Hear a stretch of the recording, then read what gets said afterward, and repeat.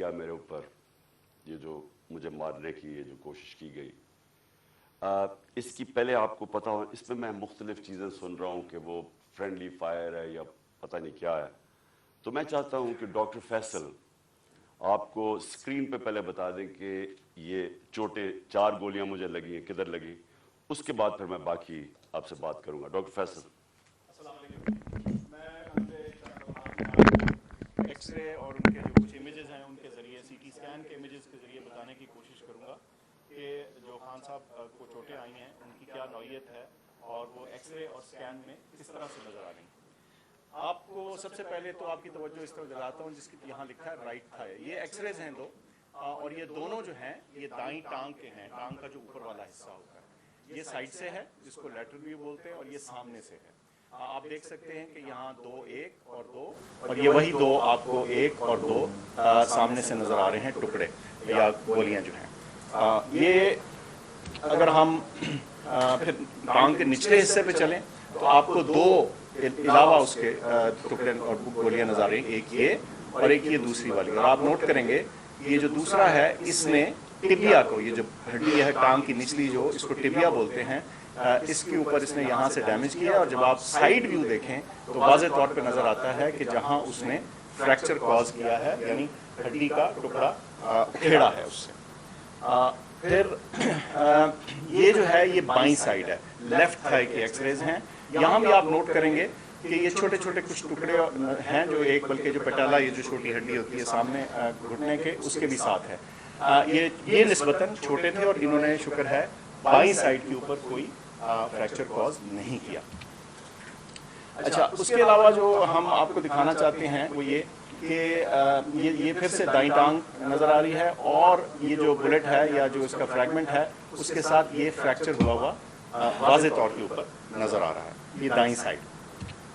اچھا، اسی طرح میں جو بہت اہم بات ہے آپ کو دکھانا چاہتا ہوں وہ یہ کہ اس اسکین کے اندر یہ جو آپ کو یہ دائیں ٹانگ ہے اور یہ جو لکیر نظر آ رہی ہے یہ یوں چلتی ہوئی یہ والی، یہ دائیں سائڈ کی مین جو آرٹری ہوتی ہے شریان ہے یہ ہوا. اور اس کے آپ دیکھ سکتے ہیں کہ ادھر اور اس کے بالکل قریب دوسری طرف جو بلٹ کے فریگمنٹس ہیں وہ نظر آ رہے ہیں. اس سے واضح ہوتا ہے کہ یہ جو ہماری مین آرٹری گزر رہی ہوتی ہے شریان گزر رہی ہوتی ہے اس کے کتنے قریب یہ ٹکڑے موجود ہیں. ایکسپلین تو کریں نا. اس کا یہ جو بڑی شریان ہوتی ہے ٹانگ کی، ظاہر ہے اس نے پوری ٹانگ کو بلڈ سپلائی کرنی ہوتی ہے، اس کے ذریعے بہت سارا خون جاتا ہے اور خدا نہ خواستہ اگر اس شریان کو کوئی انجری ہو یا یہ کٹ جائے تو پھر بہت تیزی سے بلیڈنگ ہوتی ہے. اور آپ کو میں نے دکھایا بڑا واضح طور پہ صاف نظر آ رہا ہے کہ یہ اس شریان اس آرٹری کے کتنا قریب یہ ٹکڑے موجود تھے. ان کو نکال دیا گیا سرجری کے ذریعے دائیں طرف سے اور 4 فریگمنٹ یا ٹکڑے جو ہیں ادھر سے نکالے جا چکے ہیں اور وہ جسے کہتے ہیں ہمارے پاس موجود ہیں. اور بائیں طرف سے کوئی ہمیں ٹکڑا نکالنے کی ضرورت اس لیے نہیں پڑی کہ وہ کسی میجر اسٹرکچر کو ٹچ نہیں کر رہے تھے یا خطرہ نہیں ڈال رہے تھے یا پوٹینشلی خطرہ نہیں ڈال رہے تھے. تو یہ جو 4 فریگمنٹ ہیں ان کی تصاویر بھی آپ کو دکھائی ہیں، اسکینز بھی، اور ان کی جو نوعیت ہے اور ان کا خطرے کی نوعیت ہے وہ بھی آپ کے سامنے میں نے رکھی. بہت شکریہ. جی شکریہ. کون سا کیمرہ جس میں نے بات کی؟ اس میں. جی اچھا جی، اس کے اوپر تو میں بعد میں آتا ہوں کہ یہ جو اٹیک کیا گیا اس کی میں تفصیل آپ کو بعد میں بتاتا ہوں، کیونکہ مجھے ایک دن جانے سے پہلے پتہ چل گیا تھا کہ یا انہوں نے وزیر آباد اور یا گجرات میں پلان کیا ہوا تھا مجھے مارنے کا، اور تو وہ اس کی میں تفصیل آپ کو بعد میں بتاؤں گا. اس سے پہلے میں صرف اپنی قوم کے سامنے ایونٹس رکھنا چاہتا ہوں جو پچھلے 6 مہینے میں ہوئے ہیں. یہ ضرور آپ کو سمجھنا ہے کہ اس قوم سے ہوا کیا ہے. مارچ 6 یا 7 کو مراسلات ہے. ڈونلڈ لو ایک American under secretary of state حکم کرتا ہے پاکستان امبیسڈر کو، بلکہ اس کو دھمکی دیتا ہے کہ اگر عمران خان کو نہ ہٹایا تو پاکستان کو مشکلات کا سامنا کرنا پڑے گا، اور اگر ہٹا دیا تو سب کچھ ٹھیک ہو جائے گا. اور اگلے دن اور نو کانفیڈنس موشن، عدم اعتماد کی تحریک جمع کروائی جاتی ہے اسمبلی میں، اور دیکھتے دیکھتے سارے ہمارے لوگ، ایک منڈی لگتی ہے سندھ ہاؤس میں، اور لوگ بیٹھنا شروع ہو جاتے ہیں۔ یہ یاد رکھیں کہ گورنمنٹ کبھی ہارتی نہیں ہے نو کانفیڈنس۔ وہ کیوں نہیں ہارتی؟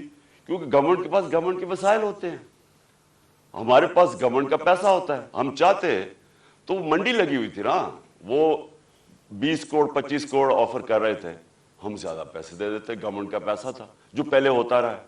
اور یہ جو پیسہ انہوں نے استعمال کیا یہ بھی چوری کا پیسہ تھا، یہ کوئی ڈکلیئرڈ پیسہ تو نہیں تھا، یہ بلیک کا پیسہ تھا، یا انہوں نے سندھ گورنمنٹ کا پیسہ خرچ کیا تو انہوں نے خرید لیے لوگ۔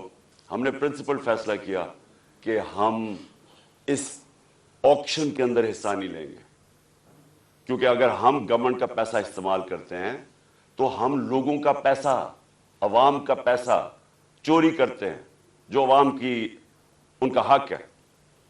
گورنمنٹ گر جاتی ہے، سارے سمجھتے ہیں کہ جناب اب تحریک انصاف کی قبر کھد گئی ہے، عمران خان ہمیشہ کے لیے گیا اور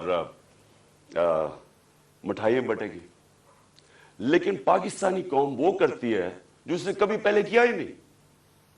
تو 10 تاریخ کو، اور میں آپ کو خود کہہ رہا ہوں 10 اپریل کو، میں خود ہی حیران کہ جو شام کو سینز دیکھے، جو لوگ سڑکوں کے اوپر آئے، جس طرح لوگ نکلے، میں بشرا بیگم کے ساتھ بیٹھا تھا تو ہم خود حیران رہ گئے کہ یہ ہوا کیا ہے۔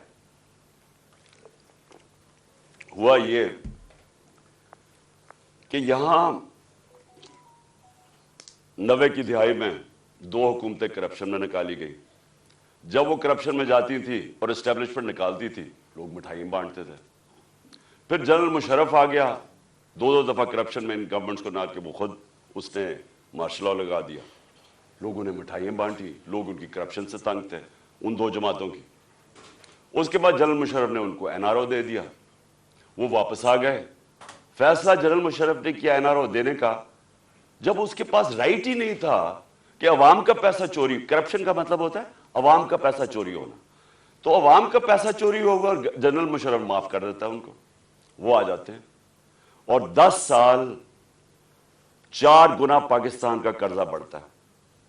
کرپشن کیسز انہی دوروں میں ان کے بنتے ہیں۔ یہ جو اب NRO لے رہے ہیں 2، یہ 95% کرپشن کیسز اس 10 سال کے بنے ہوئے تھے۔ 4 گنا پاکستان کا قرضہ بڑھ جاتا ہے۔ مجھے لوگ ووٹ دیتے ہیں اس لیے کہ لوگ ان سے تنگ تھے،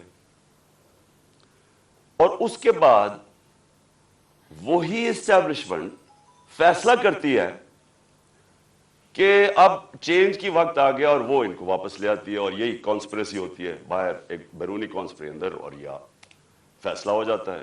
کہتے ہیں جی ہم نیوٹرل ہو گئے ہیں۔ نیوٹرل کا کوئی بھی مطلب لے لیں، مطلب تو یہ ہے کہ انہوں نے پتا تھا کہ سازش ہو رہی ہے، راستہ نہیں روکا، یہ آ جاتے ہیں۔ اب ہوتا کیا ہے، اسٹیبلشمنٹ کو اس ملک میں عادت پڑ گئی تھی کہ جدھر وہ لوگوں کو دھکیلیں گے لوگ ادھر چلے جائیں گے، جب وہ چینجز لے کے آتے ہیں مٹھائیاں بنتی ہیں۔ اسٹیبلشمنٹ کو یہ عادت تھی۔ ان کو ایک دھچکا پڑا کہ اس باری پاکستانی قوم نے فیصلہ کیا کہ نہیں، یہ جو 30 سال سے ملک کو چوری کر رہے ہیں ہم ان کے ساتھ نہیں جانا چاہتے، اور اس لیے وہ پبلک سڑکوں پہ آ گئی۔ میں نے عوام سے میں اٹھا ہوا ہوں۔ میں نے تو کوئی کسی ملٹری اسٹیبلشمنٹ کے اندر میری پارٹی تو نہیں بنی تھی، جس طرح نواز شریف بنا تھا یا جس طرح ذوالفقار علی بھٹو بنا تھا۔ میں تو 22 سال سٹرگل کر کے عوام سے اوپر آیا تھا، تو میں نے تو عوام میں واپس جانا تھا، اور عوام نے جس طرح میں اب کیا کہوں، میری پذیرائی کی، جس طرح انہوں نے میری حوصلہ افزائی کی، میں تو خود ہی اس پہ بھی حیران رہ گیا۔ گرمی کی انتہا، یعنی اس باری اپریل اور مئی دنیا میں کہتے ہیں کہ پاکستان سب سے گرم ملک تھا، اتنی گرمی تھی، اور ایک سے ایک بڑا جلسہ پبلک نے آنا شروع ہو گیا۔ ہم نے ایک لانگ مارچ اناؤنس کی 25 مئی کو۔ جب ہم نے لانگ مارچ اناؤنس کی تو انہوں نے 3 لانگ مارچز ہمارے خلاف کی۔ ہم نے سمجھا کہ آئین اور قانون ہمیں اجازت دیتا ہے، ہم نے ان کو کہیں روکا نہیں تھا، ہم نے ان کو اجازت دے دی تو یہ بھی ہمیں آنے دیں گے۔ انہوں نے جو تشدد کیا، جو لوگوں کے گھروں میں 2 دن پہلے راتوں کے 3 بجے جا کے انہوں نے جس طرح کا تشدد کیا، ना चादर ना चार दीवारी, लोगों को उठा उठा के लोगों को जेलों में डाला। किस वजह से? उसके बाद इन्होंने जब वो पुरअमन एहतजाज हुआ वहां इस्लामाबाद में, उनके ऊपर शेलिंग, फैमिलीज निकली हुई हैं, उनके ऊपर उन्होंने शेलिंग की। और हम हैरान कि क्या इनके लिए जायज है लॉन्ग मार्च और हमारे लिए नहीं है? ऊपर से पहले आप बैरूनी साजिश के तहत आए, फिर सारे चोरों को ऊपर बैठा दें, हम एहतजाज करें तो हमें भेड़ बकरियों की तरह डंडे मारे। तो उसके बाद इन्होंने समझा कि पार्टी बिल्कुल ही खत्म हो जाएगी, मम्मी डैडी पार्टी है, यहाँ तो औरतें बच्चे आते हैं, तो इन्होंने समझा कि खत्म हो जाएगी। और ये समझे नहीं पाकिस्तानी कौम को, क्योंकि बंद कमरों में जब फैसले होते हैं आपको नहीं पता कि ग्राउंड के ऊपर क्या हो रहा होता है। जो इंफॉर्मेशन ये लेते हैं, अगर इनकी इंफॉर्मेशन ये करेक्ट होती तो इस मुल्क में इतने ज्यादा हादसे ना हुए होते। इंफॉर्मेशन किधर से आती है, ग्राउंड का सिचुएशन नहीं पता। जब देख रहे हैं कि पब्लिक निकली हुई है और उन्होंने रिजेक्ट कर दिया इनको, कौम नजर आ रहा है कि इंपोर्टेड गवर्नमेंट को रिजेक्ट कर रही है, बजाय वो साइंस देखने के लिए जिस तरह भेड़ बकरियों को मार मार के सीधे नहीं करते, वो शुरू हो गया करना। बाय इलेक्शन आया 17 जुलाई को। 17 जुलाई के बाय इलेक्शन में सारी गवर्नमेंट की मशीनरी इस्तेमाल हुई। इलेक्शन कमीशन ने हर किस्म की धांधली की इनके लिए। ईवीएम मशीन उसने इसलिए नहीं आने दी क्योंकि इन दोनों पार्टीज ने जाली वोट्स रजिस्टर करवाई हुई हैं हर हल्के में। नहीं तो कॉमन सेंस है कि सारी टेक्नोलॉजी का इस्तेमाल करें। जो 2015 के अंदर जो जुडिशल कमीशन बैठी थी धांधली पे, उसमें एक चीज वाज़ेह होगी कि अगर आप ईवीएम मशीन ले आए तो 90% धांधली खत्म हो जाती है। इन्होंने जान के नहीं आने दी, इस इलेक्शन कमीशन ने रोका। इन दोनों पार्टीज, इन्होंने मुखालफत की और हैंडलर्स ने मुखालफत की, क्योंकि मैनिपुलेट नहीं हो सकते इलेक्शन। उसके बाद बटन दबाओ तो रिजल्ट आ जाता है। हम हैरान, हम चाह रहे फ्री एंड फेयर इलेक्शन। पहली दफा गवर्नमेंट ने कोशिश की और इन्होंने अपोज किया। उसके बावजूद पीटीआई स्वीप कर जाती है, तहरीक इंसाफ जीत जाती है, सारे दंग रह जाते। फिर भी साइंस नहीं पढ़े कि कौम किधर खड़ी है। उसके बाद मजीद और प्रेशर, धमकियां, और उसके बाद क्या होता है कि एक चेंज होता है, एक हैंडलर आ जाता है Islamabad, Faisal, general Faisal, major general Faisal. वो कह के आता है कि मैं अब तुम्हें बताऊंगा कि मैं कैसे इनको सीधा करता हूं। और सख्तियां शुरू हो जाती हैं। जो तहरीक इंसाफ के लिए मीडिया कवर कर रहे हैं उनके लिए सख्तियां, जो जर्नलिस्ट तहरीक इंसाफ को फेवर कर रहा है उनके ऊपर सख्तियां। हमारे मेंबर्स को अप्रोच किया जा रहा होता है कि आप हमारे एमपीज को, ये जरा सुने, एमपीज को डराया धमकाया जा रहा है कि इसको छोड़ो इमरान खान को। क्या डराया धमकाया जा रहा है कि हमारे पास हमारे करप्शन केसेस है। अगर वो नहीं मिल रहा है तो हमारे पास वीडियोज हैं, आपकी गंदी वीडियोज हैं, वो हम तो ब्लैकमेल करने के लिए। ये तमाशा हो रहा पाकिस्तान में कि हमारी अपनी एजेंसीज अपनी डेमोक्रेटिक प्रोसेस को चलने नहीं दे रही और ये इस्तेमाल कर रही है। बजाय रियलाइज करें कि आपने गलती कर दी है, लोग चोर नहीं एक्सेप्ट कर रहे हैं, उसके बावजूद एक गलती को दोहराते जा रहे हैं और फोर्स करते जा रहे हैं लोगों को। धमकियां आनी शुरू हो गई। मुझे तब पता चला कि मेरे ऊपर एक इन्होंने प्लान बनाया, क्योंकि आप अच्छा, फिर इलेक्शन कमीशन को इस्तेमाल किया जा रहा है, किसी तरह इमरान खान को डिस्क्वालीफाई करो।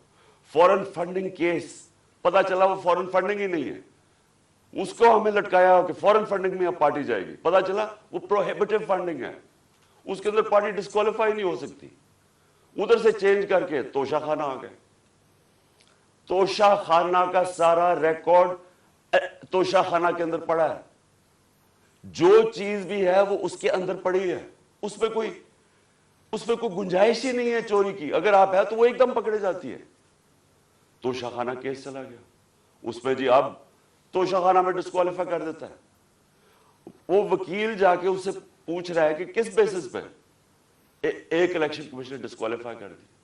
क्यों जी? वो वहां नवाज शरीफ का हुक्म आया हुआ है कि इमरान खान को, हमें इकट्ठा लेवल प्लेइंग फील्ड दो, वो आदमी जो अरबों रुपया इस मुल्क का चोरी करके बाहर लेके जाता है, जो हुदैबा पेपर मिल्क, ये हुदैबा पेपर मिल्क समझ लें, इसहाक डार ने जज के सामने अपनी फ्री विल से स्टेटमेंट दी हुई है, जिसको सेक्शन 164 कहते हैं। 164 बयान जो है वो जेल में नहीं दिया जाता, वो आप जज के सामने जाके कन्फेस करते हैं कि ये मैंने किया है। तो ये 25 अप्रैल 2000 में इसहाक डार वहां बयान देता है कि मैं शरीफ खानदान के लिए पैसे चोरी, इनके चोरी का पैसा मनी लॉन्डर करता हूं इंग्लैंड। वहां काजी फैमिली के बेनामी अकाउंट्स खोले जाते हैं, शरीफ फैमिली का वहां से, और फिर रेमिटेंसेस दिखा के पाकिस्तान आता है और शरीफ फैमिली के अंदर चला जाता है। यानी सीधी सीधी चोरी। हुदैबा पेपर मिल्क में एनआरओ मिल जाता है, डिस्पाइट कि वो इसहाक डार कह रहा है कि मैं कन्फेस कर रहा है कि मैं मनी लॉन्डर हूं शरीफ खानदान का, और इनको बता रहा है कि करप्ट है, एनआरओ मिल जाता है।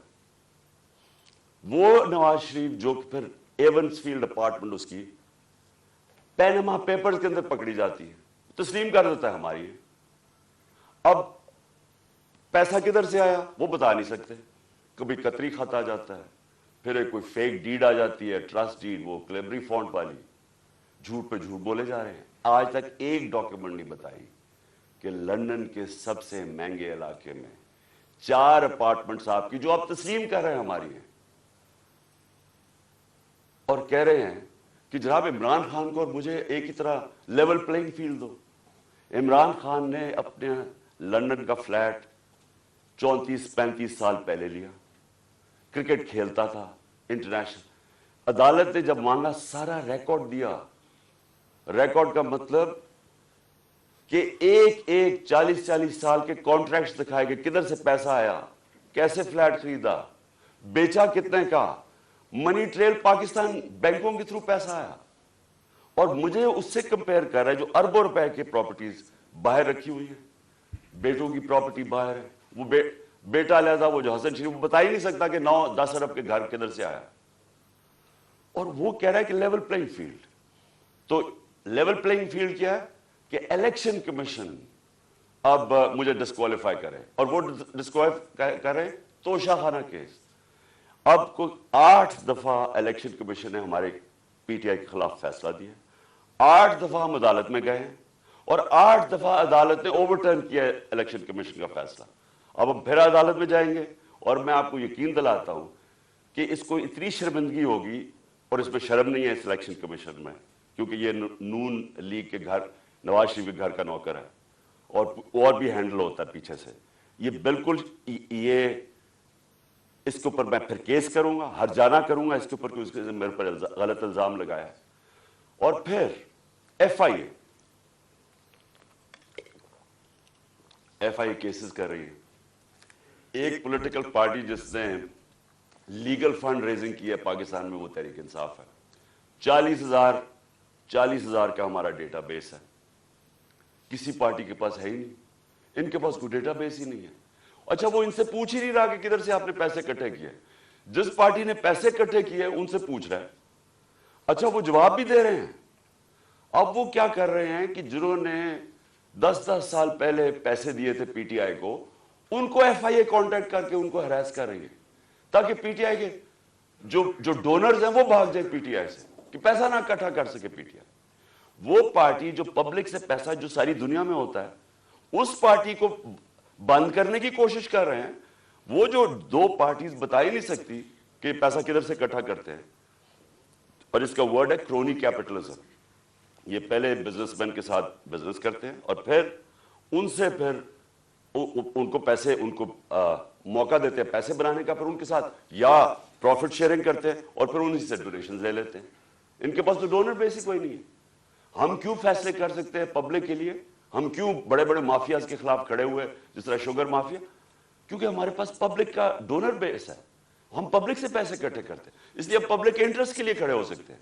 ये है छोटी सी एलीट इंटरेस्ट प्रोटेक्ट करने के लिए माफियाज के साथ आई। तो एफआईए हमारा नुकसान पहुंचा रही है हमें, कि हमारे केसेस, ताकि हमारे डोनर्स भाग जाए। उसके अलावा इन्होंने सहाफ़ियों से क्या किया? जब से ये आए हैं Faisal, general Faisal, major general, जो सहाफ़ियों से किया इन्होंने, ये पाकिस्तान, मुशर्रफ के मार्शल लॉ मुझे याद है, मुझे उसने जेल में डाला, लेकिन मुशर्रफ का मार्शल लॉ लिबरल था। इसके मुकाबले में जो आजकल हो रहा है, जो सहाफ़ियों से हो रहा है, जो इमरान रियाज उसको पकड़ के जेल में, फिर याज अमीर उसको मार पिटवाई, जलील करवाया, समी इब्राहिम सीनियर रिस्पेक्टेड लोग, उसको गुलाम हुसैन चौधरी तकरीबन 80 साल का, उसको पकड़ के जेल में डाल दिया। और जो अरशद शरीफ से किया, यानी ये कौम कभी माफी नहीं करेगी उन लोगों को जिन्होंने अरशद शरीफ मेरी नजर में पाकिस्तान का नंबर 1 इन्वेस्टिगेटिव जर्नलिस्ट था और नंबर 1 क्रेडिबिलिटी थी। सबको पता था कि ये बिकता नहीं है, सबको पता था इसका खौफ किसी से नहीं। उससे जो किया है, मुल्क से बाहर भाग, मुझे पता है उसके पीछे कौन पड़ा हुआ था।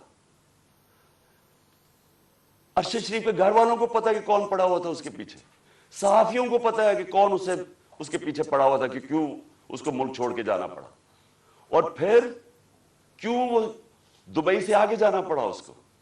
सबको पता है कि कौन पीछे पड़ा हुआ था उसके।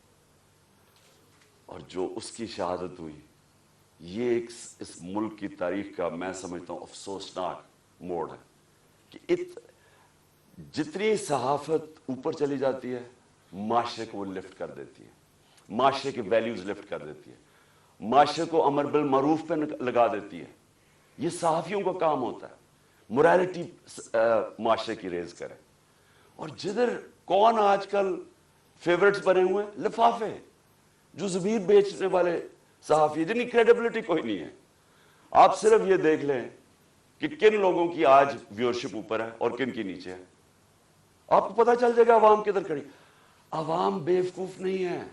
ये जो अवाम आपको बार बार मैसेजेस बता रही है कि वो एक अब्राहम लिंकन की सेइंग है कि you can't fool all the people all the time.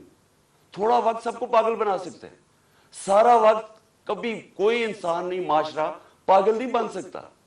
तो लोगों को पता है क्या हो रहा है और लोग बता रहे हैं। फिर इलेक्शन हुआ, बाय इलेक्शन हुआ हमारा, 9 सीटों पे मैं खड़ा हुआ, सिर्फ एक पॉइंट बताने के लिए कि अवाम किधर खड़ी है। 9 सीटों में से 8 जीता। ये वर्ल्ड रिकॉर्ड है, दुनिया में कभी एक पार्लियामेंटेरियन 12 सीटें नहीं एक असेंबली में जीता। फिर अवाम बता रही है वो किधर खड़े हैं, लेकिन नहीं, अवाम की नहीं सुननी। किसी तरह इमरान खान को डिस्क्वालीफाई करो, किसी तरह इसके ऊपर केसेस बनाओ, किसी तरह इसको गंदा करो, इसके ऊपर मड स्लिंगिंग करवाओ, इसको साबित करो कि जनाब ये भी बाकियों की तरह है, और ये साबित करो कि जनाब यहां पॉलिटिशियंस ये तो सारे एक ही तरह के हैं और जो भी फैसला होगा वो पीछे बैठ के हैंडल्स करेंगे। लेकिन जब इन्होंने देखा जलसे रिकॉर्ड, मैं पता नहीं 60-70 कितने जलसे कर बैठा हूं, मैंने कभी पाकिस्तानी कौम को ऐसे नहीं निकलते देखा। इलेक्शन रिजल्ट्स आपके सामने, इन्होंने फैसला किया, और फैसला पहले किया मुझे मरवाने का। 4 लोगों ने बंद कमरे में फैसला किया मुझे मरवाने का। मैं टीवी पे जाके लोगों को बताया कि इन्होंने फैसला किया। मैंने वीडियो बनाई, 4 लोगों के नाम मैंने दिए, मैंने वीडियो बाहर रखी हुई है कि अगर मुझे कुछ हुआ ये वीडियो रिलीज करेंगे, ताकि ये 4 लोग, ये ना हो कि यहाँ हमेशा कोई मर जाता है तो उसका कोई पूछता नहीं है बाद में। तो मैं कहता ताकि कौम, दुनिया को पता हो, मेरे मुल्क को पता हो कि किसने ये किया है। उसके बाद ये फैसला, ये बंद कमरों में कि इसको अब किसी तरह इमरान खान को मारो।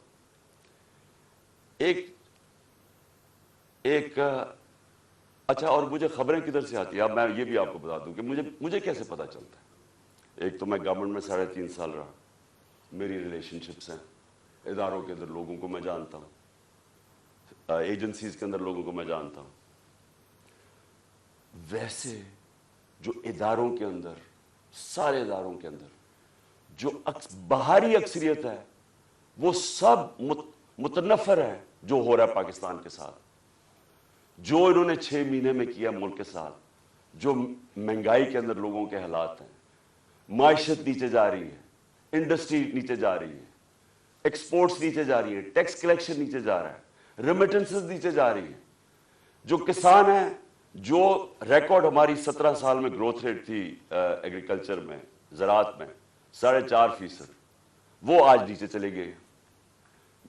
تو لوگ ان سے تنگ ہیں، اور لوگ مجھے بتاتے ہیں کہ یہ کیا سازشیں چل رہی ہیں۔ تو دوسری انہوں نے سازش کیا کی، انہوں نے، اور اس کے اوپر اب میں آنے لگا ہوں، یہ جو ہوا، یہ جو مجھے یہ گولیاں لگی، یہ سازش کیا تھی؟ انہوں نے فیصلہ کیا کہ ایک ایسا سلمان تاثیر ٹائپ قتل کرو عمران خان۔ اس کے اوپر پہلے اسے کہو کہ جناب یہ اس نے مذہب کی توہین کی ہے یا توہین رسالت کی ہے، اس کے اوپر کوئی انہوں نے ٹیپس ٹوپس بنائی، انہوں نے وہ ریلیز بھی کی، وہ لوگ چلائے، اور وہ نون لیگ کے لوگ اس کو پروجیکٹ کرنا شروع ہو گئے۔ پتا تھا مجھے کہ کون اس کو پروجیکٹ کر رہا ہے۔ ہمیں یہ اتنا آسان ہے آج کل کے زمانے میں پتہ چلوانا، کیونکہ یہ تو ڈیجیٹل ورلڈ ہے، آپ پتہ چلوا سکتے ہیں کس اکاؤنٹ سے چیزیں پروجیکٹ کی جا رہی ہیں۔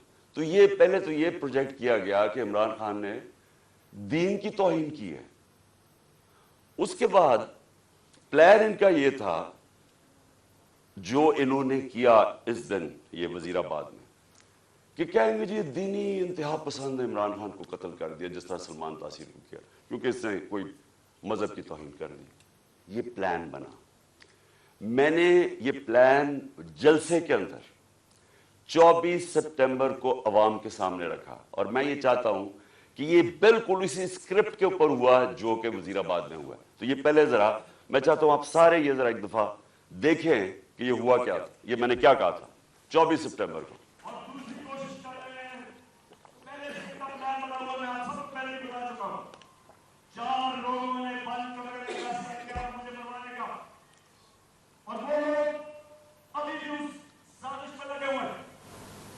انہوں نے دونوں مریم کو جھوٹ بولنے کی PhD دونوں کے پاس ہے،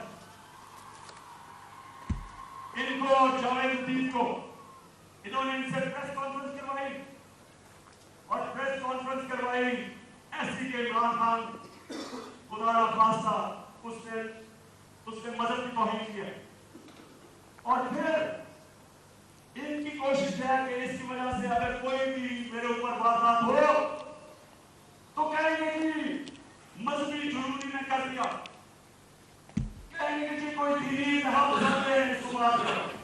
یہ ایک کام ہے، لیکن میں آج آپ سب کو کہہ رہا ہوں، سارے پاکستان میں پھر رہا ہوں، مجھے اپنی جان سے زیادہ مجھے پاکستان کی آزادی کی فکر ہے۔ 24 سپٹمبر یہ جلسے میں نے کہا، پلان کا مجھے پتا چل گیا تھا، اور یہ جو وزیر آباد ہوا، اب میں آپ کو وزیر آباد پہ آتا ہوں کہ یہ ہوا کیا۔ انہوں نے لانگ مارچ، ہم جلسے کرتے ہوئے ہم نے لانگ مارچ کا فیصلہ کیا۔ لانگ مارچ سے ڈر گئے، پبلک انہوں نے دیکھ لی تھی کہ ہمارے ساتھ ہیں، اور انہیں پتا تھا کہ میں نے اب جو غلطیاں کی تھی پچھلی باری، اور مجھے پتا چل گیا تھا ان کا پلان ہے، میں نے اب ایک اور پلان بنایا ہوا تھا، اور میں آج یہ ابھی اینڈ میں آپ کو بتاؤں گا کہ مارچ کا کرنا کیا ہے۔ لیکن مجھے پتا تھا کہ جو عوام نے نکلنا ہے اس باری، چاہے یہ جتنی مرضی پولیس بلا لیں، چاہے رینجرز بلا لیں، چاہے ٹیئر گیس شیلز تیاری کر لیں، جب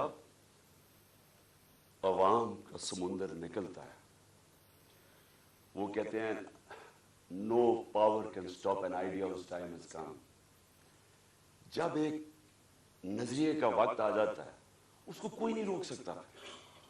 تو ان کو، مجھے پتا تھا کہ اسلام آباد میں، اور انشاءاللہ یہ میں ثابت کروں گا، اتنی پبلک نے آنا ہے کہ اس ملک کی تاریخ میں کبھی پبلک اتنی نکلی نہیں ہے، اور وہ یہ بھی خوفزدہ تھے، ہیں بڑے بزدل، آپ کو پتا ہے کرپٹ لوگ، دو قسم کے لوگ بڑے بزدل ہوتے ہیں، ایک ظالم اور ایک کرپٹ، یہ ہمیشہ بزدل ہوتے ہیں۔ करप्ट इसलिए कि उन्होंने पैसा बचाना होता है, क्योंकि उन्होंने चोरी का पैसा बनाया होता है, सारा वक्त डर होता है कि कहीं चोरी का पैसा ना चला जाए, और वो फिर उस पैसे को बचाने के लिए हर इंतहा पे जाते हैं। और दूसरे जो जालिम लोग होते हैं, जालिम हमेशा बुज़दिल होता है, क्योंकि वो डरपोक होता है, वो जुल्म करता है लोगों पे। अब 3 लोगों ने ये प्लान बनाया, और मुझे क्या, अच्छा ये वो 3 लोग नहीं हैं जो 4 लोगों के मैंने नाम पहले बताए थे, जिन्होंने पहले फैसला किया था, जिनके ऊपर मैंने टेप बनाई, ये 3 और हैं। मुझे कैसे पता चला? मुझे फिर अंदर से लोगों ने बताया। एक दिन पहले, वजीराबाद से पहले, इन्होंने जब देखा क्राउड बढ़ते जा रहे हैं, और ऐसे क्राउड्स के कभी पाकिस्तान में नजर नहीं आए जीटी रोड के ऊपर, इन्होंने प्लान बनाया मुझे मारने का। और यही स्क्रिप्ट, दीनी इंतहा पसंद कुछ करेगा, इमरान खान तो बड़ा दीन के खिलाफ है, इससे तो इस्लाम दुश्मनी कोई नहीं है, ये तो ये प्लान बन गया। और 3 लोगों ने बनाया। सबसे पहले राना सनाउल्लाह। राना सनाउल्लाह ने क्यों बनाया? क्योंकि राना सनाउल्लाह एक कातिल है। राना सनाउल्लाह और शहबाज शरीफ ने जब मॉडल टाउन में वो 12 लोगों को कत्ल किया था और 70 लोगों को गोलियां लगी थी, सबके सामने नहाते लोगों के ऊपर गोलियां चलाई थी मॉडल टाउन। वो क्यों चलाई थी? क्योंकि ताहिरुल कादरी ने 1 साल पहले पीपल्स पार्टी की गवर्नमेंट के अंदर लॉन्ग मार्च की थी, और ये डरे हुए थे आते साथ ही, क्योंकि उसने कहा मैं फिर करूंगा नून लीग की गवर्नमेंट में, ये डरे हुए थे। इन्होंने वो जो जुल्म किया वहां मॉडल टाउन में, ये दोनों शहबाज शरीफ और राना सनाउल्लाह, और ये क्या कहना चाहते थे? ये पैगाम देना चाहते थे, खौफ तारी करना चाहते थे कि कहीं वो इस्लामाबाद ना आ जाए, वो पब्लिक ना निकला है। तो इन्होंने वहां लोगों को कत्ल किया। ये राना सनाउल्लाह, इसने याद रखे लॉन्ग मार्च से बचने के लिए लोग कत्ल करवाए थे मॉडल टाउन के। इसी राना सनाउल्लाह के ऊपर आबिद शेर अली, इनके मिनिस्टर के बाप ने, का 18 कत्ल किए इसने। कब्जे ग्रुप और हर किस्म की, ये 2 नंबर काम करता है फैसलाबाद में, सब फैसलाबाद जानता है इसको। तो इनके इसके लिए कोई जान, इंसानी जान की अहमियत नहीं है। इनके लिए सिर्फ अपने मकसद और पैसा और चोरी। दूसरी तरफ शहबाज शरीफ के ऊपर ह्यूमन राइट्स वॉच की रिपोर्ट है, या एमनेस्टी इंटरनेशनल की रिपोर्ट है, 1990 यानी 1997 में जब चीफ मिनिस्टर था, और 99 तक जब चीफ मिनिस्टर रहा, इससे कोई 900 कत्ल करवाए थे पुलिस मुकाबले में। आबिद बॉक्सर ने टीवी के ऊपर आके स्टेटमेंट दी थी कि ये कैसे लोगों को मरवाता था पुलिस मुकाबले में। यही शहबाज शरीफ, जब इसका एफआईए में 16 अरब का जो केस था और 8 अरब का उसमें नैब में, तो जो 16 अरब के केस थे, जो नौकरों के, मुलाजिमों के नाम में रमजान शुगर मिल के इन्होंने पैसा लिया और फिर अपने खानदान में बांटा। इन्होंने 5 मुलाजिमों को, वो मरे हार्ट अटैक से, 2 आते साथ ही 2 महीने में 5 गवाह मरे। और जो छठा डॉक्टर रिजवान था, जो इन्वेस्टिगेट कर रहा था इनकी एफआईए की, जिसने इन्वेस्टिगेट किया था ये इनका जो फेक अकाउंट्स और ये जो नौकरों के नाम पैसा लिया था, वो भी हार्ट अटैक से मरता है। यहां डॉक्टर्स बैठे हुए आपको बताएंगे कि एक तरीका होता है इंड्यूस्ड हार्ट अटैक का, पता भी नहीं किसी को चलता क्या हो। तो कभी किसी ने इन्वेस्टिगेट नहीं किया कि आते साथ ये लोग एकदम 2 महीने में 6 लोग हार्ट अटैक कैसे मर गए। कभी किसी ने ये नहीं इन्वेस्टिगेट किया कि राना सनाउल्लाह के ऊपर जो कोई एक कस्टम ऑफिसर या वो कोई इसका इन्वेस्टिगेट, इसकी कोई इन्वेस्टिगेशन थी, उसने कैसे एकदम खुदकुशी कर ली। उसके बाद ये 2 इन्होंने इस प्लान के अंदर ये शामिल हुए, और साथ मिल गया इनके जनरल, मेजर जनरल फैसल। क्यों फैसल? इसलिए मिल गया, एक तो डर्टी हैरी के ऊपर वादा करके आया था कि फिक्र ना करो, मैं इनको ठीक करता हूं, आप मेरे पे छोड़ दें, मैं इनको इस पार्टी को ठिकाने लगाता हूं। और उस दिन जो मैंने शुरू में बताया कि धमकियां, ये वो जो इसने जुल्म करना है, सोशल मीडिया के लोगों को, बच्चों को उठा लें कि तुमने ये क्यों किया, मार के फेंटा फूटा लगा के उनको घर ले आए, घर भेज दे। खौफ फैलाया हुआ कि फिक्र ना करो, जिस तरह हम कोई दुश्मन है, हम कोई बैरूनी लोग हैं जो कि मुल्क के गद्दार हैं, इस तरह ट्रीट किया। तहरीक इंसाफ जो मदद करेगी जनाब फैसल साहब हम करेंगे।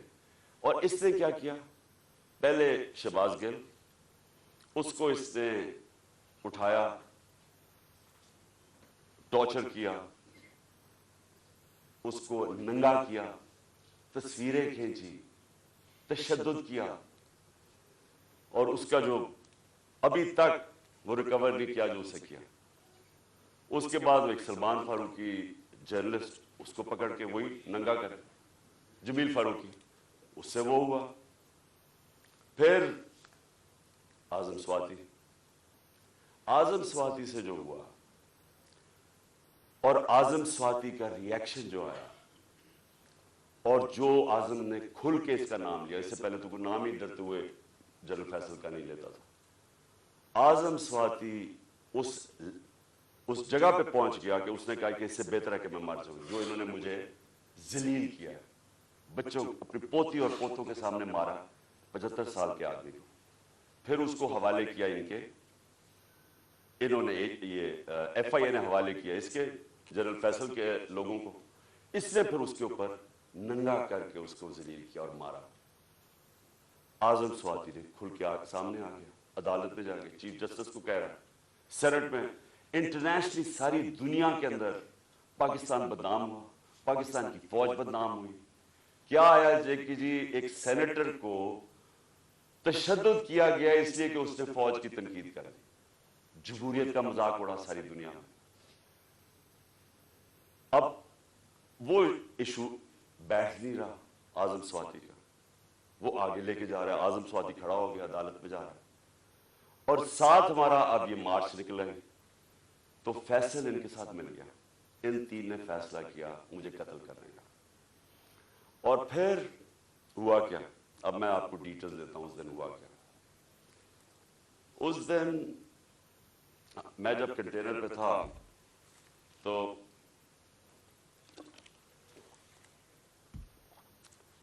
एकदम गोलियों का एक बर्स्ट आता है, मेरी टांग पे गोलियां लगती हैं, मैं गिर जाता हूं। और जब मैं गिर रहा होता हूं तो दूसरा बर्स्ट आता है। ये एक बर्स्ट इधर से आता है और दूसरा बर्स्ट आगे से आता है। 2 आदमी थे,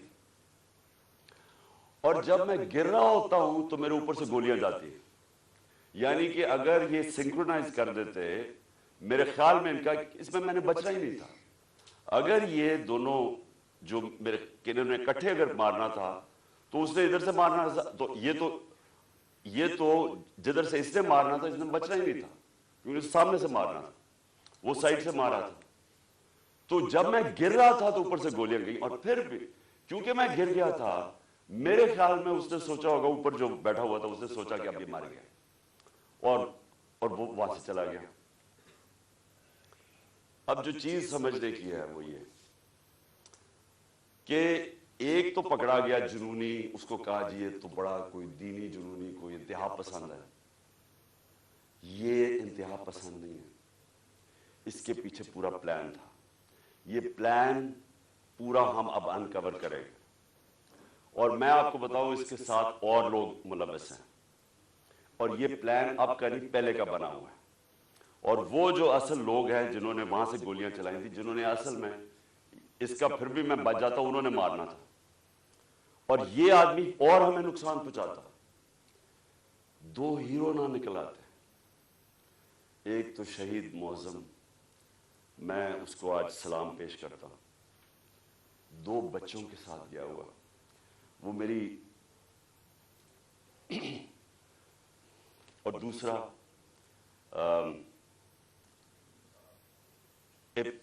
इब्तिसाम, जिस तरह उसने पकड़ा और जिस तरह उसकी अगर दिलेरी ना होती तो इसने तो और इसने बस मार देता, तो और तबाही कर देता था। 11 लोगों को गोलियां लगी, और एक हमारा मौजूम शहीद हुआ। अब हमने FIR रजिस्टर करने की कोशिश की है, सब डरते हैं क्योंकि कई इदारे ये कानून से ऊपर है।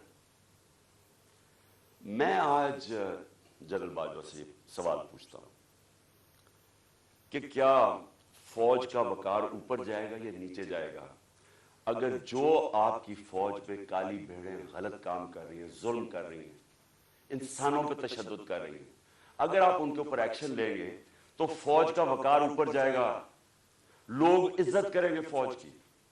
लेकिन अगर ये है कि फौज में ऐसे लोग बैठे हैं जो हमें भेड़ बकरियों की तरह समझ रहे हैं, मार धाड़ करके, डरा धमका के, अगर समझ रहे हैं कि इस तरह फौज का वकार ऊपर चला जाएगा, तो नफरतें बढ़ रही हैं। आपके एक मेजर जनरल ने, जो मेरे ख्याल में गद्दारी में पकड़ा गया, अमेरिका के लिए गद्दारी कर रहा था, आपने उसको सजा दी, फौज का वकार ऊपर गया, गलत काम कर रहा था। तो क्या ये अब मेजर जनरल फैसल इसकी तफ्तीश होने देंगे आप? और क्या इस मुल्क में अब तफ्तीश हो सकेगी जब जनरल फैसल के ऊपर इल्जाम है, इंटीरियर मिनिस्टर सनाउल्लाह के ऊपर इल्जाम है, और तीसरा प्राइम मिनिस्टर शहबाज शरीफ के ऊपर इल्जाम है? कैसे तफ्तीश होगी? जब तक ये 3 लोग रिजाइन नहीं करते, तफ्तीश होगी कैसे? और इधर मैं जनरल बाजवा आपसे भी फौज के वकार के लिए कह रहा हूं कि ये पाकिस्तानी फौज को नुकसान पहुंचा रहे हैं, इस तरह की काली भेड़ें, ये जो समझते हैं कि हम इंसान ही नहीं हैं, भेड़ों को कभी इधर मोड़ दो कभी उधर मोड़ दो, आज वो चोर हैं, कल वो NRO मिल गए तो अच्छे हो गए हैं, आज फिर आप उनको चोर बना देंगे, कल फिर भेड़ी। हम इंसान हैं, इंसानों को जानवरों की तरह ना ट्रीट करें। और इंसान किसी वक्त आके खड़ा हो जाता है, और ये कौम खड़ी हो गई है। ये मैं आज आपको बता दूं, 2 रास्ते अब इस कौम के सामने, या एक पुरअमन इनकलाब आएगा और या खूनी इनकलाब आएगा, और तीसरा रास्ता नहीं है। क्योंकि मैंने 6 महीने में इस कौम को जागते देखा है, कौम खड़ी हो गई है। ये जो शऊर का जिन है, ये बोतल से निकला है, ये अंदर नहीं जाने लगा। अब फैसला सिर्फ ये कर लें कि हम पुरअमन तरीके से इस मुल्क के अंदर चेंज लेके आएंगे, जो कि बैलेट बॉक्स के जरिए आएगा, साफ और शफाफ इलेक्शन के लिए, या वो जो ईरान में हुआ था होगा, तबाही होगी, जो श्रीलंका में लोग सड़कों पे आ जाएंगे, केओस होगा। ये जमात जिसको इन 3 लोगों ने मुझे कत्ल करने की कोशिश की और अल्लाह ने बचाया, जिस तरह अभी डॉक्टर फैसल ने कहा कि ये जो गोली मेरी ये इधर ऊपर की टांग पे लगी, वो एक गोली मेरी जो वो असल आर्टरी है उसके नीचे से निकल गई और एक उसके पास आके रुक गई। अगर वो रप्चर हो जाती तो 20 मिनट में इंसान मरता है, 20 मिनट में सारा खून निकल जाता है। अगर तो सीधा हॉस्पिटल ना हो, 20 मिनट में मर गया आदमी। तो अल्लाह ने अगर मुझे ये बचाया है, जो मुझे आज जिंदा रखा है, ये सिर्फ अल्लाह का करम है। इन्होंने तो पूरी कोशिश, कोई कसर नहीं छोड़ी थी। इन्होंने तो एक इधर से और उधर से सामने वाले ने मारना था। और फिर सवाल मैं पूछता हूं, सबसे बड़ी पाकिस्तान की पॉलिटिकल पार्टी, उसके सरबराह, जो वाहिद फेडरल पार्टी रह गई है पाकिस्तान में, ये 2 फैमिली पार्टी सुकड़ के छोटी छोटी पार्टीज रह गई हैं। मैं चैलेंज करके जाऊंगा सिंध में, और इंशाल्लाह ये जरदारी माफिया को सिंध में हरा के दिखाऊंगा आपको। सिंध के लोग इससे तंग हैं, उनको सबसे ज्यादा गुलाम उधर बनाया हुआ, उनको वो सबसे ज्यादा आजादी तलब कर रहे हैं। और ये शरीफ खानदान, मैं चैलेंज करता हूं, ये किसी सीट पे मेरे से मुकाबला करे। नवाज शरीफ आए, कहते हैं ना उसे आए, इतनी कोशिशें कर रही हैं, NRO सबको दे दिया है, सारे चोरों को, मनी लॉन्ड्रर सारों की ईद हो गई है। वो कहती है Maryam level playing field, challenge करता हूं किसी सीट पे पंजाब में मेरे से मुकाबला कर रहे, क्योंकि पब्लिक चेंज हो गई है। यहां एक जागी हुई कौम है, इनको भेड़ों की तरह ना ट्रीट करें। اور چیف جسٹس صاحب، میں آپ سے مخاطب ہوں. دیکھیں، یہ ملک ترقی نہیں کر سکتا جب تک رول آف لا نہیں ہوگا. میں ساری دنیا پھرا ہوں، 70 سال میری عمر ہے. میں نے مغربی دنیا اندر سے دیکھی ہوئی ہے. میں جب 18 سال کا انگلینڈ گیا تو میں نے پہلی دفعہ رول آف لا دیکھا. مجھے تو پتہ ہی نہیں تھا، کیونکہ ہم تو ملٹری ڈکٹیٹرشپ میں بڑے ہوئے تھے یہاں 60s میں. تو پہلی دفعہ میں نے ایک فلائی ریاست دیکھی، وہ کیا ہوتی ہے، اور رول آف لا دیکھا کہ قانون سب کے لیے ایک برابر. کوئی طاقتور وہاں قانون کے اوپر نہیں تھا، کوئی وہاں قبضہ گروپ نہیں تھے. ان کی عدالتیں ان کو ان کمزور کی حفاظت کرتی ہیں. وہاں اگر آپ کے پاس پیسے نہیں ہیں، لیگل ایڈ دیتی ہیں کہ ایک عام آدمی جا کے عدالت میں کیس لڑ سکے. وہاں کسی کی جرت نہیں ہے، کسی طاقتور کی جرت نہیں ہے کسی پہ ظلم کرے. اس لیے وہ کامیاب معاشرے ہیں، اس لیے وہاں خوشحالی ہے. میرے سامنے میری زندگی میں دیکھتے دیکھتے سنگاپور، جو ایک پاکستان کا مقابلہ ہی نہیں کوئی کر سکتا تھا. پاکستان سب سے تیزی سے ترقی کر رہا تھا 60s میں. ہم تو مثال تھے دنیا کی. اور کہاں سنگاپور ہمارے ساتھ، ہمارے سے نیچے شروع ہوا. آج ہمارا جو پر کیپٹا انکم ہے وہ پتہ نہیں $2000 ہوگا. سنگاپور کا $60,000 ہے. کیونکہ ان کے اسٹیٹسمن لی کوان یو نے سب سے پہلے زور لگایا قانون کی بالادستی قائم کرنے کے لیے. اور اس نے، جب قانون کی بالادستی ہوتی ہے تو کرپشن ختم ہوتی ہے. کرپشن تب ہوتی ہے جس ملک کے اندر قانون کی حکمرانی نہیں ہوتی. جب کوئی قانون سے اوپر نہیں ہوتا، جب کسی کو NRO نہیں ملتا، جب لوگوں کو پتا ہوتا ہے کہ آپ جرم کریں گے، آپ جتنے بھی طاقتور آپ کو سزا ملے گی. صرف تب ایک معاشرے کے اندر انصاف ہوتا ہے اور وہ معاشرے میں پھر خوشحالی آتی ہے. ہمارے نبی صلی اللہ علیہ وسلم نے مدینہ کے اندر غربت تھی، لیکن انہوں نے پہلے انصاف قائم کیا، عدل اور انصاف. فلائی ریاست بنائی اور عدل انصاف قائم کیا. رحم دل ریاست بنائی اور عدل انصاف قائم کیا. اس کے بعد خوشحالی آئی، پہلے خوشحالی نہیں آئی. ہم کیوں نہیں آگے بڑھ رہے؟ میں ابھی آپ کے سامنے مثال دے رہا ہوں کہ ملک کی سب سے بڑی پارٹی کا جو سربراہ ہے اس کو انصاف نہیں مل رہا. اس کو ایسے جو میرے سے چیف جسٹس صاحب جو 6 مہینے میں میرے سے کیا گیا ہے، میں آپ کو یقین دلاتا ہوں کہ کوئی ملک اپنے دشمن سے نہ کرے. میں وہ پاکستانی ہوں، اس ملک کے سارے ہائیسٹ سول ایوارڈ جیتے میں نے. سب جانتے ہیں کرکٹ کی دنیا میں نے پاکستان کی عزت بڑھائی، کم نہیں کی. یہ شوکت خانہ میں بیٹھا ہوں، یہ انٹرنیشنل راؤنڈ ہاسپٹل ہے. 75% کینسر کے مریضوں کا مفت علاج کرتا ہے. سب سے بڑا خیراتی ادارہ ہے. دوسرا پشاور میں کھولا ہے، تیسرا کراچی میں کھول رہے ہیں جو اس سے بھی بڑا ہوگا. 2 یونیورسٹیز بنائی ہیں. القادر یونیورسٹی جو کہ 100% فری ڈگریز دے رہی ہے لیڈرشپ کے اندر، سیرت نبی کے اندر.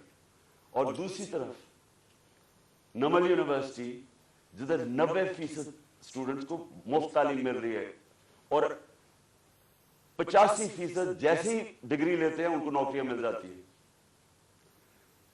2 یونیورسٹیز، 2 ہاسپٹل، تیسرا ہاسپٹل. یہ دنیا میں کوئی جانتے ہیں کسی پولیٹیشین نے ایک بھی بنایا ہو؟ کوئی اس ملک کی تاریخ میں کسی نے کچھ کیا ہو؟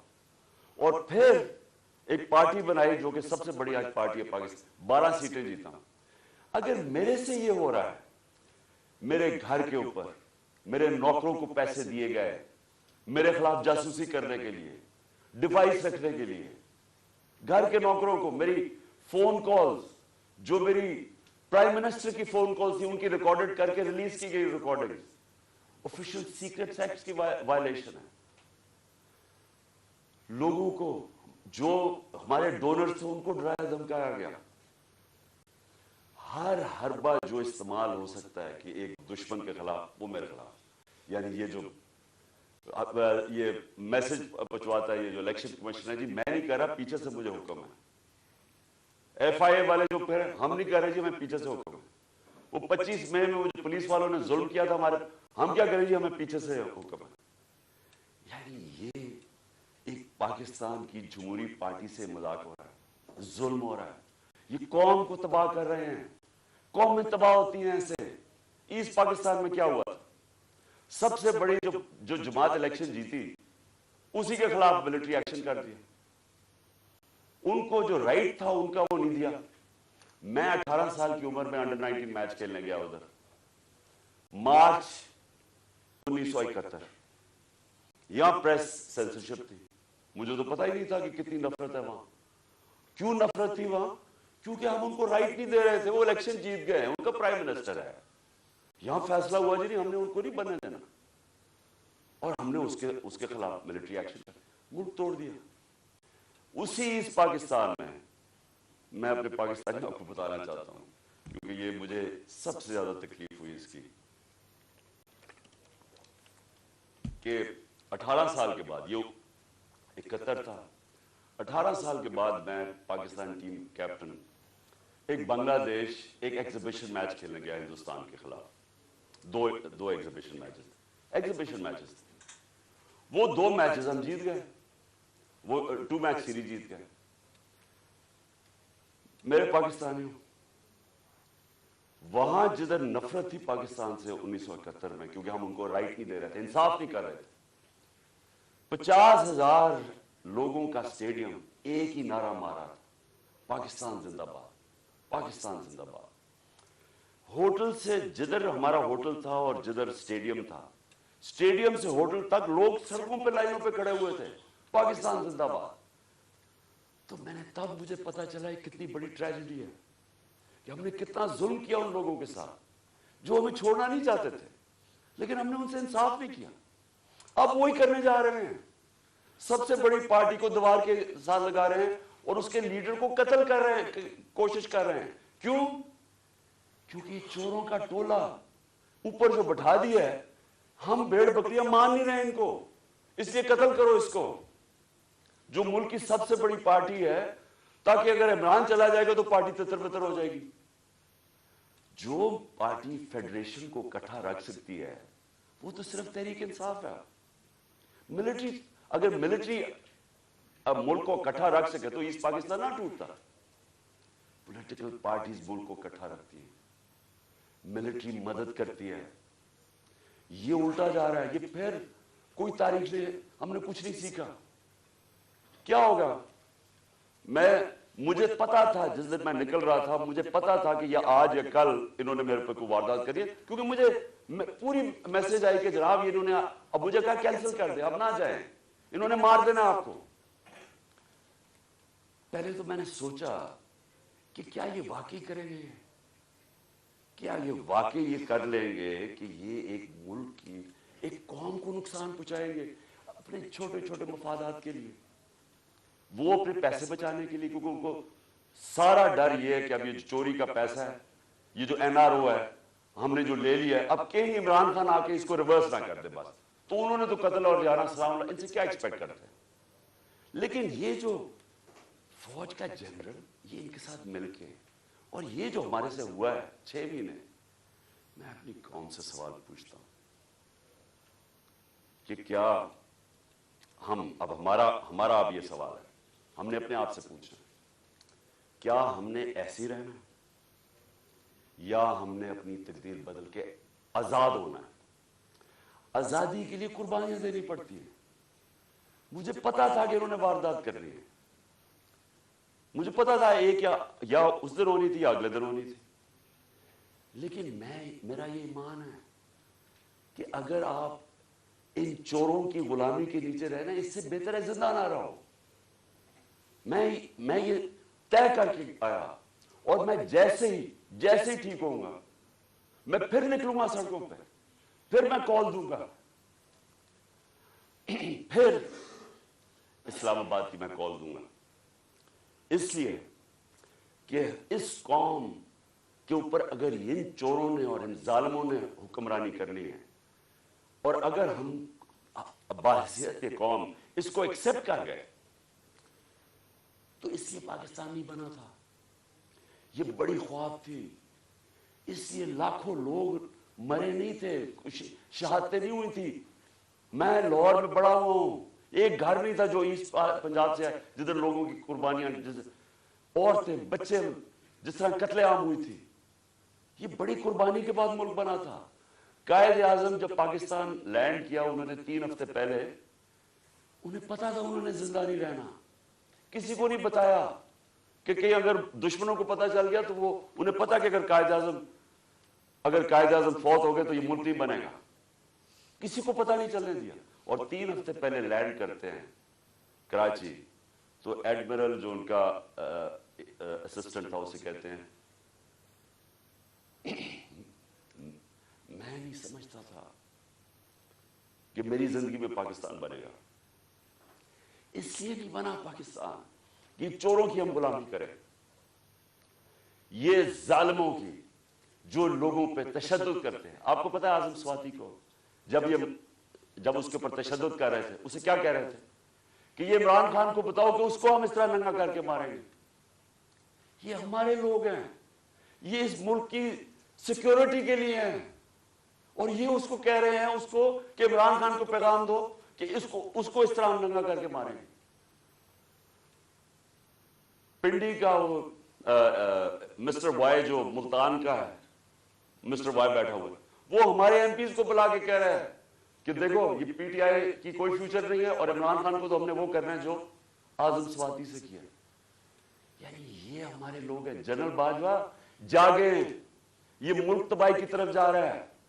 یہ اگر آپ نے ان کے اوپر کالی بھیڑوں پہ ایکشن نہ لیا، یہ نفرتیں بڑھتی جائیں گی، یہ قوم ٹوٹنے کی طرف جائے گی. عمران خان کو جب اللہ نے لے کے جانا ہے میں تو تیار ہوں اس کے لیے. ملک کا سوچیں، اپنی ذات سے نکل جائیں باہر کہ جی چھوٹے چھوٹے مفادات کے لیے، اپنی ذات کے لیے، یہ چوروں نے تو اپنے پیسے کے لیے، ہم اپنے ملک کو قربان کر رہے ہیں. جو لوگ سڑکوں پہ ہیں، ان کی شکلیں دیکھیں، ان کی آنکھیں دیکھیں، آپ کو نظر آئے گا کہ یہ تلاش میں ہے کہ وہ پاکستان جدھر یہ آزادی سے رہے، جدھر کوئی کسی کو اجازت نہ ہو کہ کمزور کے اوپر کوئی ظلم کرے. تھانے کچہری کے اندر بیچارہ غریب آدمی ٹھوکریں کھاتا پھرتا ہے، اس کو انصاف نہیں ملتا، اس کی زمینوں پہ قبضے ہو جاتے ہیں. اور یہ بڑے بڑے ڈاکو ہر باری آ کے اپنی ساری چوری معاف کروا لیتے ہیں. 1100 ارب روپے کی یہ چوری معاف کروا رہے ہیں اپنے، 1100 ارب روپے کا این آر او لے رہے ہیں. ملک کو تباہی کے اندر ڈال کے، معیشت تباہ کر کے، مہنگائی میں لوگوں کو پھنسا، اور صرف اپنے پیسے بچانے کے لیے این آر او لے رہے ہیں. اور ان کو کوئی فکر ہی نہیں ہے. ملک کو جو مرضی ہو، ان کے تو پیسے باہر پڑے ہوئے ہیں. ان کے لیے ہمارے اوپر تشدد کیا جا رہا ہے، جس کا جینا مرنا پاکستان میں، جن کے پیسے ہی باہر پڑے ہوئے ہیں، جو عیدیں باہر ہیں، جن کی شاپنگ باہر ہے، بچے باہر ہیں، جنہوں نے جائیدادیں باہر بنائی ہوئی ہیں، بلینز آف ڈالر کی پراپرٹی ہے، ان کے لیے ہمیں قربان کر رہے ہیں. اور غدار پھر کون رہا؟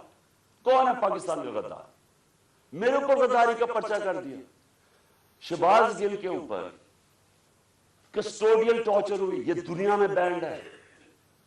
اس کے اوپر میں نے آواز اٹھائی اور میں نے کہا کہ جس نے ریمانڈ میں بھیجا اس آدمی کو جس کے اوپر کسٹوڈیل ٹارچر ہو، اس کے اوپر قانونی کارروائی کریں گے.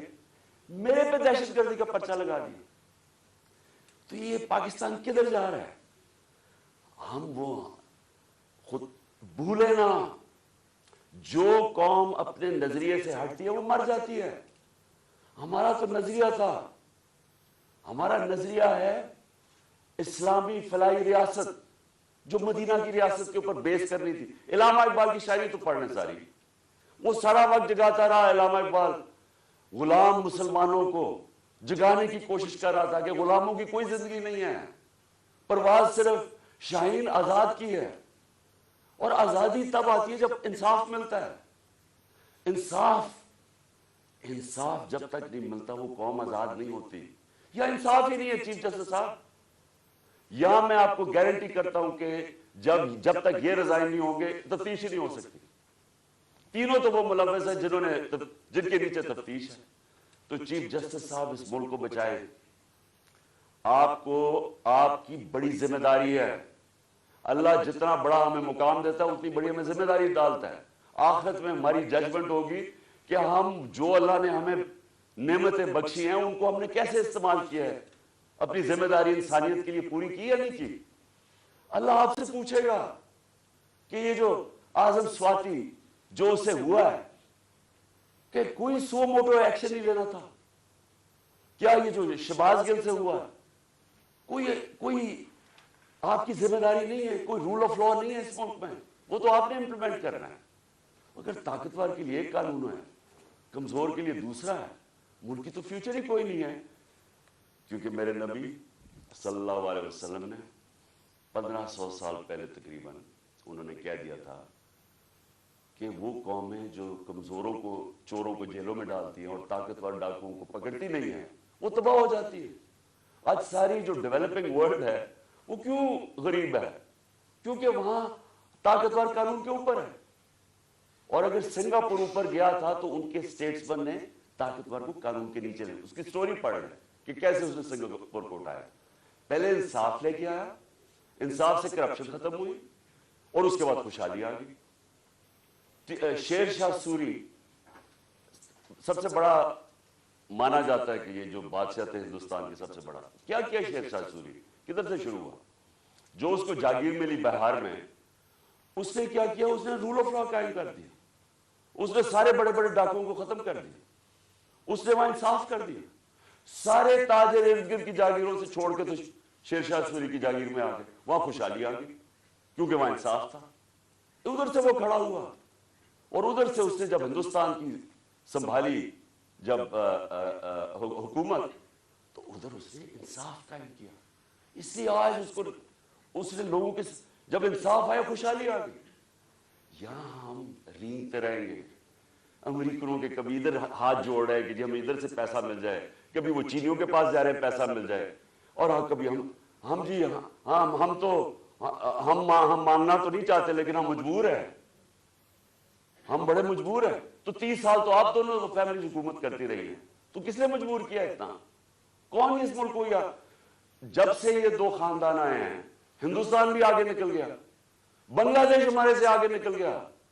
جب بنگلہ دیش بنا تھا تو لوگوں نے یہاں کہا جی بوجھ ہے ہمارے اوپر بنگلہ دیش میں, غربت بہت زیادہ ہے, وہ آگے نکل گیا ہمارے سے. جب سے یہ دو خاندان آئے ہیں تو کہتا جی ہم مجبور ہیں, ہم تو ماننے نہیں آئے لیکن ہم مجبور ہیں. آخر میں اپنے سارے پاکستانیوں کو جو پیغام دینا وہ یہ کہ دیکھیں, آپ نے سب نے, میں نے فیصلہ کیا پھر سے کہ جیسے ہی میں یہاں سے ٹھیک ہوں گا میں سیدھا سڑک پہ, اور میں نے اسلام آباد کی کال دے دی. آپ سب سے میں صرف یہ کہتا ہوں کہ اپنے بچوں, اپنے مستقبل کے لیے آپ نے کبھی کمپرومائز نہیں کرنا اپنی آزادی کے لیے. غلام قوم دنیا میں اس کی عزت نہیں ہوتی. ہر ایک پاسپورٹ پوچھے ہمارے پاکستانیوں سے کیا ہوتا ہے, دنیا عزت نہیں کرتی اور وہ قوم اوپر ہی نہیں جا سکتی. اگر ہم نے یہ غلامی کر کے اوپر جانا تھا تو ہم کب 40 سال سے تو میں جانتا ہوں غلامی کر رہے ہیں. وہ کوئی امریکن آتا ہے اس کے پیر میں گر جاتے ہیں, کوئی گورا رنگ دیکھتے ہیں اس کے جوتے پالش کرنے شروع کر رہے ہیں. وہ جب سازش ہو رہی تھی تو مجھے یاد ہے کہ امریکن وہ عورت کوئی امریکن ایمبیسی سے مریم نواز کو ملنے گئی, وہ گھر سے باہر گئی اس کو ریسیو کرنے, اسے ایسے ملے جیسے کوئی برطانیہ کی پتہ نہیں کوئی ملکہ آ گئی. اس کے سامنے صرف لیٹ ہی نہیں گئی کہ میرے اوپر سے چل کے جاؤ, جا کے اس کے جوتے نہ گندے ہو جائیں. یہ اپنے آپ کو ہم ذلیل کرتے ہیں ساری جگہ دنیا کے اندر, کیونکہ ہم بیکاریوں کی طرح پھرتے ہیں, قومی غیرت کھو بیٹھے. اور کیوں نہیں ہم آگے بڑھ سکتے؟ کیونکہ انصاف نہیں ہے, انصاف نہیں ہے, خوشحالی نہیں ہے, انصاف نہیں ہے, آزادی نہیں ہے. تو میرے پاکستانیوں, آپ نے سب نے جب تک یہ 3 لوگ ریزائن نہیں کرتے آپ نے پروٹیسٹ کرنا ہے. آپ نے سڑکوں پر پروٹیسٹ کرنا, آپ کو آپ کا آئین رائٹ دیتا ہے. ظلم اور ناانصافی کے خلاف کھڑا ہونا آپ کا دین آپ کو حکم کرتا ہے جہاد کرنا ہے. جہاد کیا ہے؟ ظلم کے سامنے کھڑے ہونا, ناانصافی کا مقابلہ کرنا, اپنی آزادی کے لیے کھڑے ہونا. یہ آپ کا فرض ہے. اور اللہ نے کیوں کیا ہوا ہے؟ کیونکہ اللہ کو پتہ ہے کہ غلام کی کوئی پرواز نہیں ہے. تو انصاف آپ کو آزاد کرتا ہے, اور آزاد کی پرواز ہے. تو اس لیے آپ نے سب نے نکلنا ہے, آپ نے پوری طرح اس پروٹیسٹ کے اندر حصہ لینا ہے, اور ان تینوں کی ریزگنیشن مانگنی ہے. کیونکہ جب تک یہ تین ریزائن نہیں کرتے, یہ جو کیس ہے یہ آگے نہیں بڑھے گا, اس کی تفتیش نہیں ہوگی, کیونکہ کنٹرول کرتے ہیں سب کچھ. ایف آئی اے ساری ایجنسیز ان کے کنٹرول کے نیچے, تو کیسے انصاف ملے گا؟ جنرل باجوہ کو بھی کہنا, میں آپ کو آج کہہ رہا ہوں کہ یہ جو یہ فیصل, میجر جنرل فیصل کر رہا ہے, یہ اس ملک کو تباہی کی طرف لے کے جا رہا ہے. فوج اس ملک کی ضرورت ہے. ہم جو میری طرح کے لوگ آزاد سوچ ہی نہیں سکتے زندگی آزادی کے علاوہ, وہ چاہتے ہیں کہ ہماری فوج مضبوط ہو, کیونکہ مضبوط فوج ہی ہمیں آزاد رکھے گی. یہ کمزور کر رہا ہے فوج کو. ان حربوں سے ہماری فوج کمزور ہو رہی ہے. ہم جب تنقید کرتے ہیں یہ تعمیری ہے, یہ اپنی فوج کو کمزور کرنے کے لیے نہیں ہم کر رہے ہیں. ہم آپ کو آج کہہ رہے ہیں, ساری قوم آپ کو کہہ رہی ہے کہ یہ چوروں کے ساتھ ہم نے نہیں چلنا. قوم آپ کو بار بار کہہ رہی ہے. نہ یہ کریں کہ ہمیں ڈنڈے مار مار کے یہ فیصل کہ جی نہیں آپ نے بھیڑ بکریوں کی طرح ان کے ساتھ چلنا, نہیں چلنا انہوں نے, اور انتشار کی طرف جا رہا ہے قوم. سو مہربانی کریں, اس کو ریزائن کروائیں, اس کے اوپر پوری تفتیش کریں کہ اس نے کس قسم کا ظلم کیا ہے. اعظم سواتی کے اوپر جو ہوا ہے, جو شہباز گل کے اوپر ہوا ہے, جو جمیل فاروقی کے اوپر ہوا ہے, ننگا کر کے, کون سی قوم اجازت دیتی؟ کبھی سنا ہے امریکہ کے اندر, امریکہ کے اندر, یورپ میں کسی آزاد قوم میں سنا ہے کہ اس طرح آزادی رائے کے اوپر کسی کو ننگا کر کے ماریں اور پھر دھمکیاں دیں آگے سے کہ یہ بتا دو کہ عمران خان سے بھی یہی ہوگا؟ یعنی یہ ہماری ایجنسیز ہیں, ان کا یہ کام ہے کہ ملک کو ہی کمزور کرو. تو پروٹیسٹ ہوگا جب تک یہ تین ریزائن نہیں کریں گے. جیسے میں ٹھیک ہوں گا میں سڑک پہ پھر آ رہا ہوں, اور میں اسلام آباد کال دوں گا, آپ تیار رہیں. انشاءاللہ اللہ نے مجھے بڑا بچایا ہے, مجھے ایک نئی زندگی دی ہے, اور میرے میں عزم دے دیا ہے کہ میں اپنی قوم کی آزادی کے لیے پوری طرح لڑوں. پاکستان زندہ باد.